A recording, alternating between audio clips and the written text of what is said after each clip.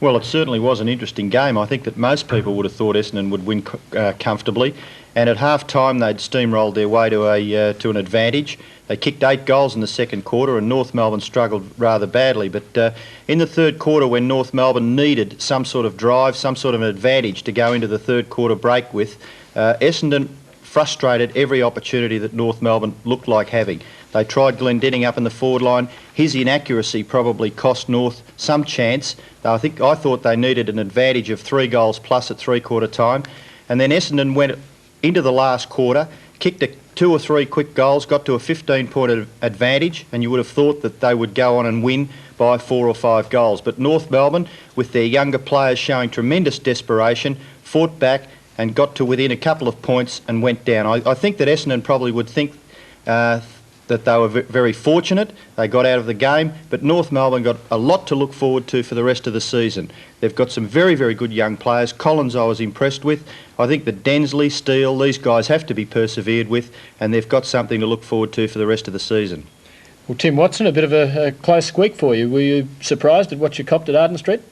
No, I don't think we were surprised. We're in that position that North Melbourne are in now, probably 3 or 4 years ago, and when you come up against a team that's high in the ladder, you always try and pull out that little bit extra, and you always think in the back of the mind it can win, and they didn't surprise me today, no.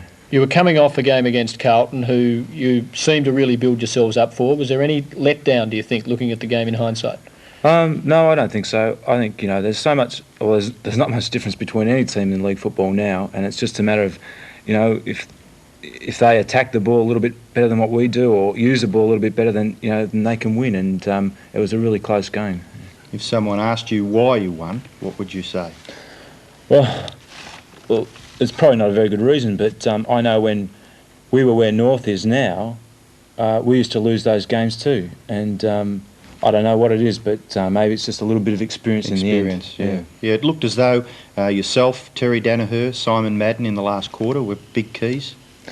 I think Simon's a magnificent player, and just when we need someone to take marks around the ground, he always bobs up, and exactly. I reckon he's a fantastic player, Simon.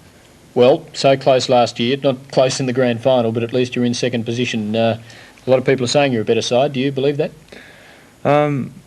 Well, I think we probably are a better side for what happened last year.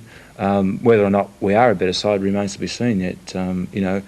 We're up on top now, but that's where Hawthorn would want to be, Richmond would want to be. So we're going to be the gauge. If you're on top, then you're the gauge that the other teams they're striving for. Is what happened last year something that's discussed out there a lot? No, it's a dirty word, really. Discussed, spelled differently. Could I ask you a question about Paul Salmon? How did he feel after his game? I think he was a little bit disappointed.